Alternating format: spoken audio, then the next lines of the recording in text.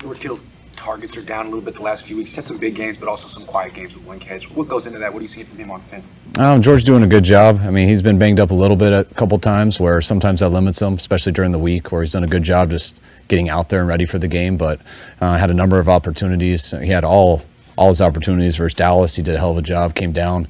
He didn't get many in this game. Not many guys did, but just goes that way sometimes. And George does a lot in our run game, does a lot in our pass game. And sometimes George's opportunities get taken in half because when backs get out on routes, someone's got to block, which receivers aren't an option on that. So sometimes that's George, and he's really good at it. So that limits some of his percentages also.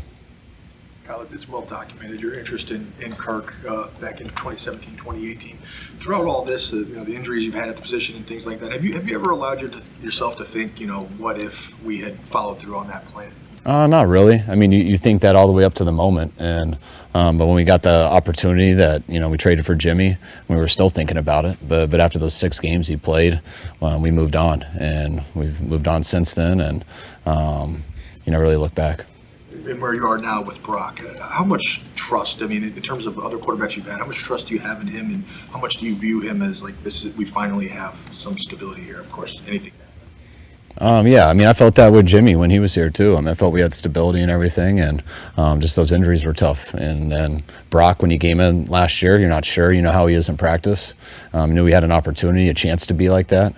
But those 7 games last year that he played in, you knew it pretty well. He earned a lot of trust with me, earned a lot of trust with the players.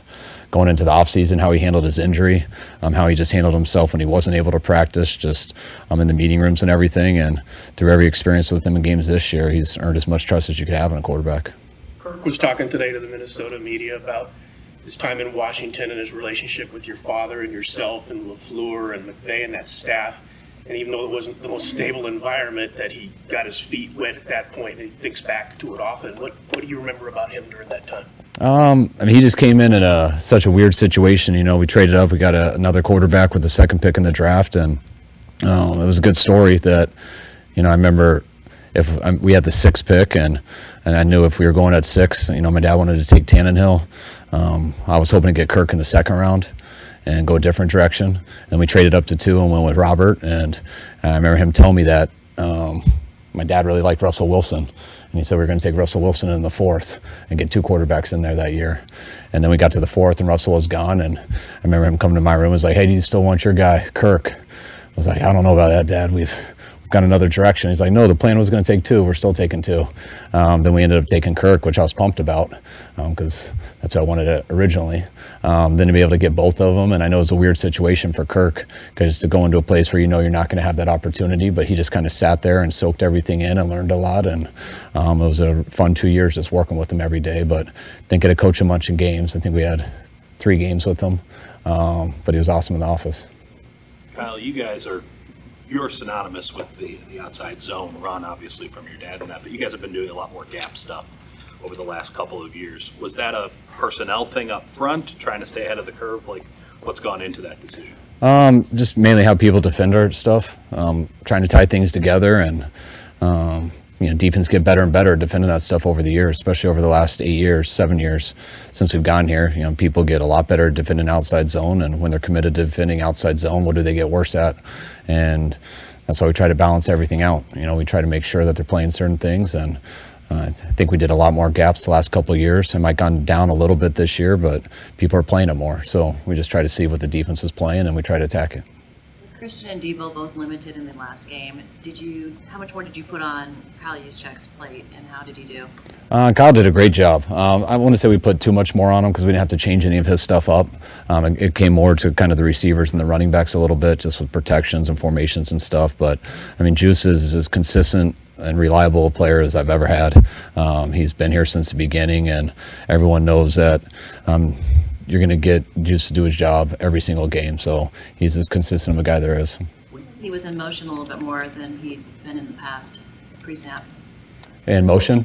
Yeah, he may have been. We wanted to move him a lot, so he handles that pretty good. For today, Greenlaw hamstring won't practice. McCaffrey oblique won't practice. Debo's shoulder won't practice. Trent ankle won't practice. Isaiah Oliver knee, he'll be limited. And Banks with the ankle won't practice.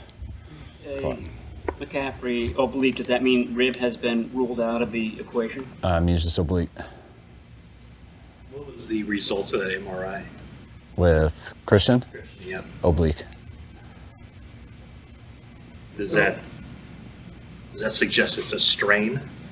I don't know what it is. It's something that makes him day to day though. So Are you expecting all three of those guys to play? McCaffrey, Debo, and Trent Williams? not today. I think they can't. They're not practicing today.